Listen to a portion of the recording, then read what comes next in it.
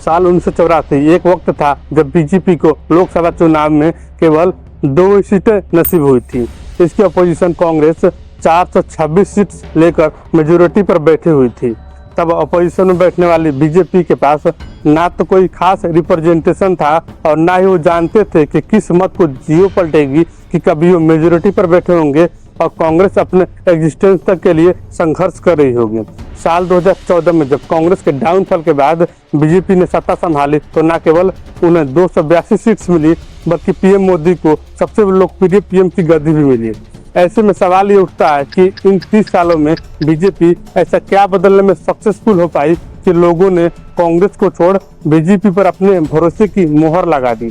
कैसे बीजेपी जमीन से आसमान तक का मुकाम हासिल कर पाई और कैसे केवल देश नहीं बल्कि दुनिया की सबसे रिचेस्ट पार्टी में से एक बन पाई, चलिए जानते हैं। बीजेपी का आडवाणी अटल युग से ही मोदी के राज का सफर भले ही आपको आसान लगे, लेकिन इस पार्टी की सक्सेस का सफर दशकों का रहा है। इसकी शुरुआत 1980 में नहीं बल्कि 1951 में शुरू हुआ था, जब फ्रीडम फाइटर श्यामा प्रसाद मुखर्जी ने 1951 में भारतीय जनसंघ की स्थापना करी थी। जी हाँ, जनसंघ। बीजेपी नाम तब देश की राजनीतिक में दूर दूर तक नहीं था।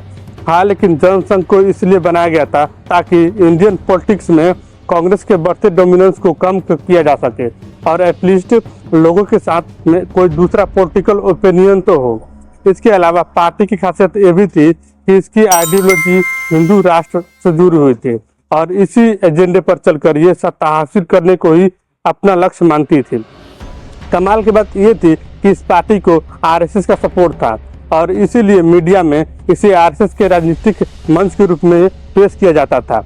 शुरुआत से जिस तरह से इन्होंने कांग्रेस के खिलाफ मोर्चा संभाला था वो काबिले तारीफ था। ये पार्टी अक्सर कश्मीर मुद्दे से लेकर मुस्लिम मेजोरिटी के सपोर्ट को लेकर कांग्रेस को घेरती नजर आ रही थी, लेकिन 1953 में सब कुछ तब रुक गया जब कश्मीर में एंट्री करने के दौरान उन्हें गिरफ्तार कर लिया गया और अगले महीने ही श्रीनगर में उनकी मौत हो गई। इनके जाने के बाद जनसंघ की कमान आई दीनदयाल उपाध्याय के पास, जो 1967 तक जनसंघ के महासचिव बने रहे।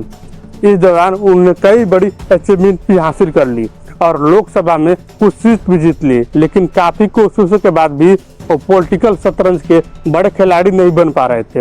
हाँ, लेकिन ये देखकर अच्छी चीज जरूर हुई थी, वो ये कि जनसंघ के राजनीतिक में 2 शानदार लीडर्स की एंट्री हुई थी। ये शख्स थे अटल बिहारी वाजपेयी और लाल कृष्ण आडवाणी। आने वाले सालों में इन दोनों नेताओं ने जनसंघ को बहुत कुछ दिया और पार्टी को एक ऐसी ऊंचाई पर ले गए जिसकी जनसंघ को उम्मीद भी नहीं थी। सबसे पहले 1968 में वाजपेयी को जनसंघ का अध्यक्ष बनाया गया।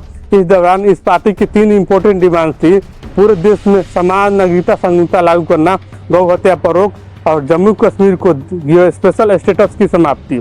वो इन डिमांड को पूरा तो बहुत जल्द करना चाहते थे, लेकिन ऐसा हो नहीं पाया, बल्कि इसके अपोजिट इस बीच एक नई हवा देश में चली और हवा थी इंदिरा गांधी के नाम की। कांग्रेस की कठपुतली कहलाने से लेकर ये इतनी इन्फ्लुएंशियल लेडीज बनकर सामने आ रही थी कि कुछ ही सालों में जनता की चहेती बन गई। इनके राज में पॉलिटिकल मेजोरिटी केवल कांग्रेस के हाथों में रही और जनसंघ का नाम कहीं दबकर रह गया। खैर, ये भी जल्द बदला जब इंदिरा गांधी ने प्राइम मिनिस्टर की तरह एक तानाशाह बनना शुरू कर दिया। सत्ता इलेक्शन फ्रॉड में पकड़े जाने के बाद सत्ता खोने के डर से उन्होंने देश में इमरजेंसी लगा दी और इसका अपोज करने वाले सभी नेताओं को जेल में बंद कर दिया। इस दौरान जनसंघ एक्टिव होकर इसके खिलाफ आंदोलन में कूद पड़ा और नतीजा ये निकला कि उन्हें भी जेल की हवा खानी पड़ी। उन्होंने हालांकि जेल से भी विरोध करना नहीं छोड़ा, लेकिन कोई फायदा नहीं हुआ। आखिरकार जब 1977 में इमरजेंसी हटाई गई तभी ये लीडर्स बाहर आ पाए और इसके बाद शुरू हुई देश में इंडियन इलेक्शन की टक्कर। इंदिरा गांधी की तानाशाही लोग पहले से ही परेशान थे, इसीलिए 1977 में जनसंघ की जीतने की उम्मीद बनी। इस पार्टी ने तब कई सारे ग्रुप के साथ मिलकर जनता पार्टी बनाई और इंदिरा गांधी को हराकर जनता पार्टी की सरकार बना दी। इसमें मोरारजी देसाई को देश का पीएम चुना गया, लाल कृष्ण आडवाणी को इंफॉर्मेशन एंड ब्रॉडकास्टिंग मिनिस्टर बनाया गया, अटल बिहारी वाजपेयी को विदेश मंत्रालय मिला।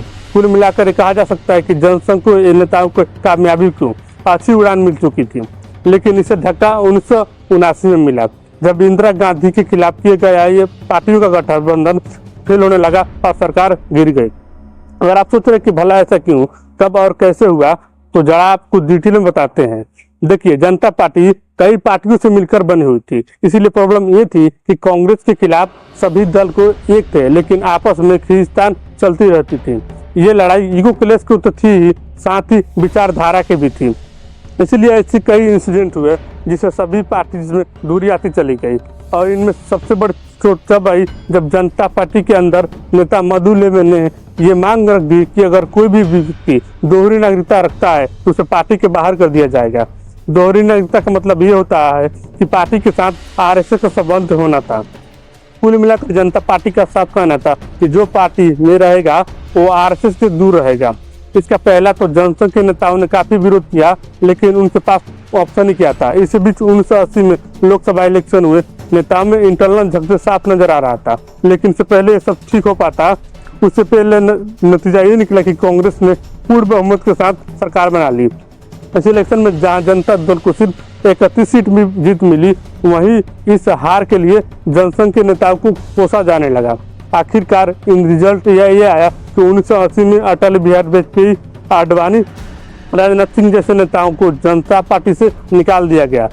ले देकर सभी नेताओं ने 5 अप्रैल 1980 को एक साथ बैठक की और 6 अप्रैल को नई पार्टी का ऐलान कर दिया था। ये पार्टी थी भारतीय जनता पार्टी।